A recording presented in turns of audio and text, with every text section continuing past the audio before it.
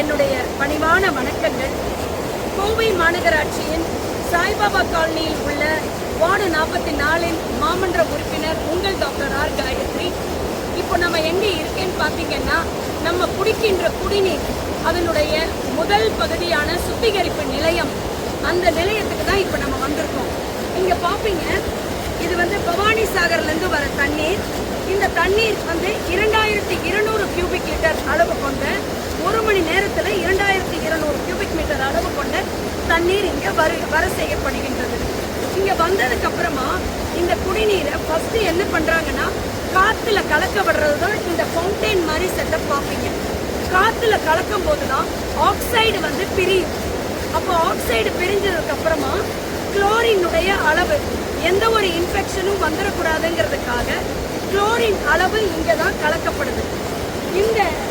இந்த ஃபவுண்டைன் முறையில் தான் அந்த குளோரினை சேர்க்கப்பட்டு ஆக்சைடை பிரிக்கப்பட்டு அந்த பணி சிறப்பாக இந்த சுத்திகரிப்பு இந்த இடத்துல நடக்குது. அடுத்தது பார்க்கலாம் வாங்க. அடுத்தது பார்த்தீங்கன்னா, அந்த ஃபவுண்டைன்ல அந்த சுத்திகரிப்பு நடந்தது. அடுத்த படியாக இந்த இடத்துல தண்ணீர் வரும். இந்த இடத்துல தண்ணீர் என்ன ஆகுதுன்னு பார்த்தீங்கன்னா, ஆலம் சேர்க்கப்படுது. ஆலம் அப்படிங்கிறது படித்த எல்லாருக்குமே தெரியும். அந்த ஆலம்ங்கிற கெமிக்கல் ALUM, அந்த ஆலம்ங்கிற கெமிக்கல் சேர்க்கப்படுது.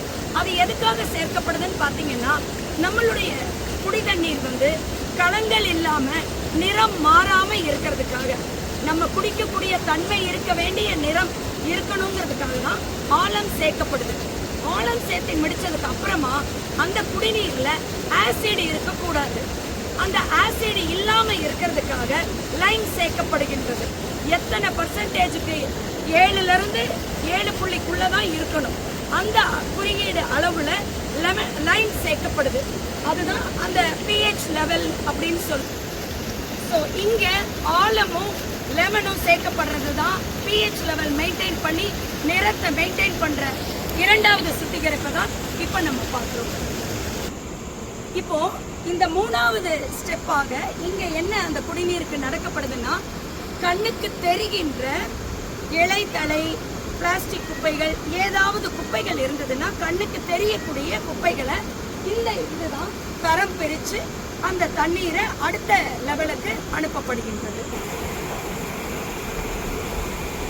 இப்போ இங்க பாத்தீங்கன்னா, ஃப்ளாக்லேட்டர் அப்படிங்கிறது இந்த இந்த இந்த இந்த செட்டப் தான் ஃப்ளாக்லேட்டர். இந்த ஃப்ளாக்லேட்டரோட பணி என்னன்னு பார்த்தீங்கன்னா, இந்த குடிநீர்ல அழுக்குகள் இருக்கும். இப்போ நாம முதல்ல பார்த்தது கண்ணுக்கு தெரிகின்ற இலைத்தலைகள், அதெல்லாம். இங்க பாத்தீங்கன்னா கண்ணுக்கு தெரியாத அழுக்கு இருக்கு இல்லைங்களா, அந்த அழுக்கு தான் இங்கே சுத்திகரிக்கப்படுகின்றது. இந்த பணியை சிறப்பாக செய்து கொண்டிருக்கின்றது நம்மளுடைய ஃப்ளாக்லேட்டர். இப்போ இங்க பாத்தீங்கன்னா, அந்த ஸ்லட்ஜ் எல்லாம் பிரிக்கப்பட்டதுக்கு அப்புறமா அந்த குடிநீர் இங்க சேருது. இது பாத்தீங்கன்னா கிளாரிஃபிகேட்டர். இந்த கிளாரிஃபைடு என்ன பண்ணுதுன்னு பாத்தீங்கன்னா, தண்ணியை மேலும் ப்ராசஸ் பண்ணி இன்னும் நல்லா கண்ணுக்கு தெரிகிற மாதிரி சுத்தமான தண்ணியா இந்த இடத்துல மாற்றப்படுகின்றது.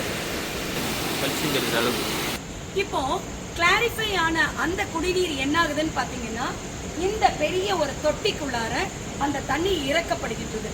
இந்த தண்ணி எல்லாமே எப்படின்னா, நம்ம ஸ்லட்ஜ் எல்லாத்தையும் அங்க தெரிகிற ஒரு டேங்குக்கு ஏத்துவாங்க.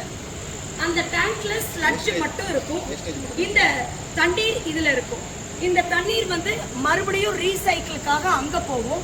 அந்த ஸ்லட்ஜ் எல்லாம் வெளியேற்றப்பட்டு அந்த கழிவுகள் கடைசி நிலையா மண்ணாக மாற்றப்படும். அதுதான் இந்த செயல்பாடு. இப்போ நம்ம அடுத்தது பார்க்கலாங்க. இப்போ இங்க பாத்தீங்கன்னா, நம்மளுடைய குடிநீர் கடைசி கட்டத்துக்கு இங்க வரப்படுகின்றது. இங்க வந்ததுக்கு அப்புறமா என்ன நடக்குதுன்னு பாத்தீங்கன்னா, இந்த குடிநீர் இந்த பேர் பெட்னு சொல்லுவோம். அதாவது இதுக்கு அடியில என்ன இருக்குன்னு பாத்தீங்கன்னா, தண்ணீரை ரொம்ப ரொம்ப சுத்தமா வைக்கக்கூடிய ரொம்ப சுத்திகரிப்பு இங்க நடக்குது. இந்த ஃபில்ட்ரேஷன் பெட்ல என்ன இருக்கு அடியிலன்னு பாத்தீங்கன்னா, ஆந்த்ராசைட் மற்றும்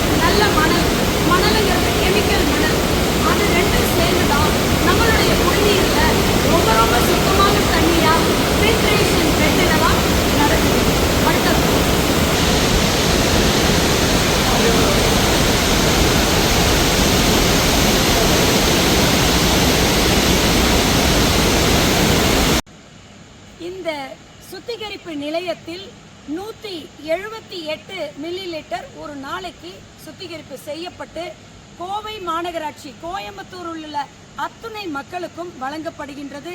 இந்த சிறப்பான நிலையத்தை துவக்கி வைத்தது நம்மளுடைய மாண்புமிகு துணை முதல்வர் ஐயா அவர்கள். பில்லூர் 3வது குடிநீர் திட்டத்தை மிகவும் சிறப்பாக துவங்கி வைத்து இந்த பல மாதங்களாக நடைமுறையில் உள்ளது. கோயம்புத்தூர் மக்கள் அனைவரும் இந்த நிலையத்தில் இருந்து வரக்கூடிய இந்த குடிநீரை குடித்து நன்றாக மிகவும் மகிழ்ச்சிகரமாக உள்ளனர். நாங்கள் அனைவரும் பொதுமக்கள் சார்பாக இந்த நிலையத்தின் சார்பாகவும் எங்களுடைய மாண்புமிகு முதலமைச்சர் ஐயா அவர்களுக்கும் எங்களுடைய மாண்புமிகு துணை முதல்வர் அண்ணன் அவர்களுக்கும் எங்களுடைய மனமார்ந்த நன்றி கலந்த வணக்கங்களை சமர்ப்பிக்கின்றோம். இப்போ ஃபில்ட்ரேஷன் பெட்டில் இருந்து நம்மளுடைய குடிநீர் சுத்திகரிப்பு முழுமையாக அடைந்து இந்த தொட்டியில் வந்து இறங்கும். இந்த தொட்டியில் இறங்கும் போது தான் ஃபைனலாக இந்த தொட்டியிலிருந்து இந்த பம்ப் ஹவுஸ் அப்படின்னு சொல்கிறோம். இந்த பம்ப் ஹவுஸுக்கு தான் முழுமையாக தண்ணீர் எல்லாமே ஏற்றப்படுகின்றது. இந்த பம்ப் ஹவுஸில் குளோரினும் ஆனமும் மறுபடியும் கலக்கப்பட்டது. அது எதுக்காக அப்படின்னு பார்த்தீங்கன்னா இந்த தொட்டியில் கலக்கப்பட்டு இந்த பம்ப் ஹவுஸுக்கு ஏற்றப்படுது. இந்த தொட்டியில் ஏன் ஃபைனலாக குளோரினும் ஆனமும் ஆட் பண்ணுறாங்கன்னு பார்த்தீங்கன்னா இந்த பம்ப் ஹவுஸ்லேருந்து நம்மளுடைய பெரிய பெரிய குழாய்கள் நீங்கள் பார்த்துருப்பீங்க, இணைப்பு குழாய்கள் நேராக அந்த குழாய் வந்து பன்னிமடைக்கு போகும். அங்கே போய் சேர்ற வரைக்கும் அந்த குழாய்களுக்குள்ளார ஏதாவது அழுக்கோ இல்லை தேவையான ஏதாவது கெமிக்கல் இருந்தாலும் நம்மளுடைய குடிநீர் பாதிக்கப்படக்கூடாதுங்கிறதுக்காக தான் அந்த ஃபைனல் மிக்சிங். ஸோ அது செய்யப்பட்டு தான் நம்மளுடைய குடிநீர் வருது. ஸோ இவ்வளவு அருமையான இந்த இடத்துல இருந்து நாம் எப்படி நம்ம குடிக்கின்ற குடிநீர் வருதுங்கிறத உங்களுக்கு எல்லாத்துக்கும் தெரிவிக்கணும்னு தான் இவ்வளவு நாங்கள் ஸ்ரதை எடுத்து வித் பர்மிஷன் நாங்கள் இங்கே எல்லாமே பார்வையிட்டு இந்த வீடியோ உங்களுக்காக பொதுமக்களுக்காக இதை வெளியிடுறோம். இந்த பன்னிமலைக்கு வர தண்ணி தான் நம்மளுடைய மெயின் ஏரியாக்களுக்கு வந்து அங்கிருந்து குடிநீர் குழாய்கள் மூலமாக நம்மளுடைய வீடுகளுக்கும் பொதுமக்களுக்கும் கிடைக்கின்றது. இதற்காக நம்மளுடைய மாண்புமிகு முதலமைச்சர் ஐயா அவர்களுக்கு என் சார்பாகவும் என் பொதுமக்கள் சார்பாகவும் நன்றி கலந்த வணக்கத்தை சமர்ப்பிக்கின்றேன். நன்றி, வணக்கம். இணைந்திருங்கள். உங்கள் காயத்ரி ராஜ்முருகன்.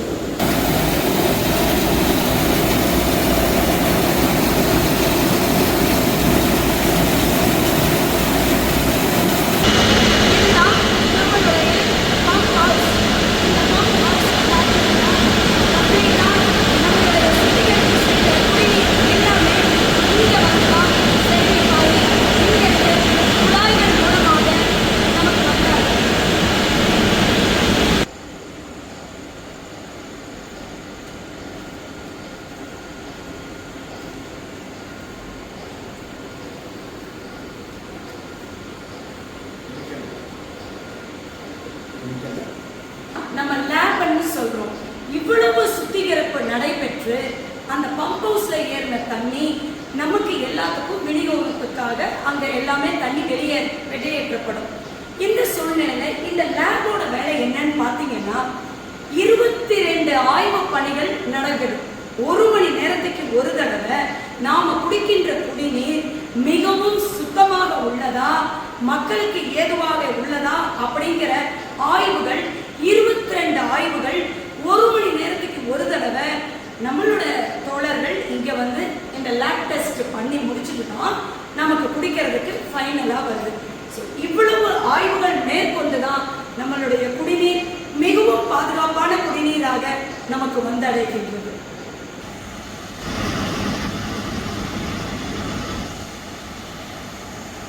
இப்ப இந்த குடிநீர் வந்து 22 ஆய்வுகள் 1 மணி நேரத்துக்கு ஒரு தடவை இந்த ஆய்வுகள் செய்யப்படுது.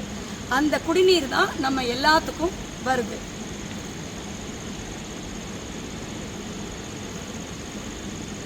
இவ்வளோ சுவையான குடிநீரை நாம கிடைப்பதற்கு இறைவனையும் அரசுக்கும் நாம எல்லாரும் நன்றி சொல்ல கடுமையாக இவ்வளவு உழைப்பாளிகள் இருக்கும் இந்த இடத்திற்கு எல்லாவற்றிற்கும் மேலாக இந்த குடிநீர் இவ்வளவு சுவையாக நம்மிடம் வந்து அடைவதற்கு நாம எல்லாரும் புண்ணியம் செஞ்சு வச்சிருக்கணும். இந்த குடிநீர் என்றைக்கும் நம்மளுடைய எத்தனை தலைமுறை மக்கள் வந்தாலும் யாருக்குமே குடிநீர் கஷ்டம் வரக்கூடாது என்று இறைவனை பிரார்த்தித்துக் கொள்கிறேன் இந்த இடத்தில்.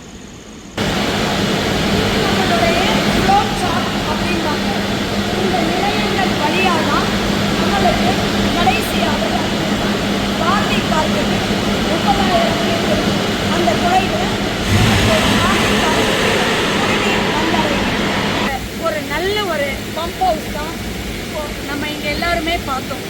இந்த பம்ப் ஹவுஸ் மூலமாக தான் 9,000 மீட்டர் தொலைவில் இருக்கிற பாரதி பார்க்குக்கு நம்மளுடைய குடிநீர் வந்து அடைகின்றது. இந்த குடிநீரில் ஆழங்கிற ஒரு விஷயம் இருக்கிறதுனாலையும் அது சரியான முறையில் கலக்கப்படுறதுனாலையும் நமக்கு எந்த விதமான வியாதிகளுமே வராது. குறிப்பாக எந்த ஒரு தோல் வியாதிகளோ சளி காய்ச்சல் தொந்தரவோ எதுவுமே வர்றதுக்கான வாய்ப்புகள் கிடையாது. உடல் ஆரோக்கியத்துக்காக தேவையான மினரல்ஸ் எல்லாமே இதில் கண்டிப்பாக கலந்து நமக்கு ஆரோக்கியமான குடிநீராக அமைஞ்சிருக்கு.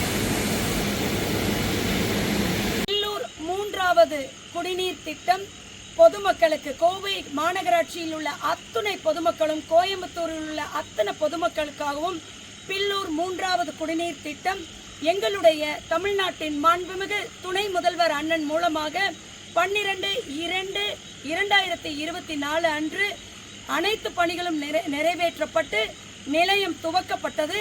மிகவும் மிகவும் நன்றியை தெரிவித்துக் கொள்கின்றோம்.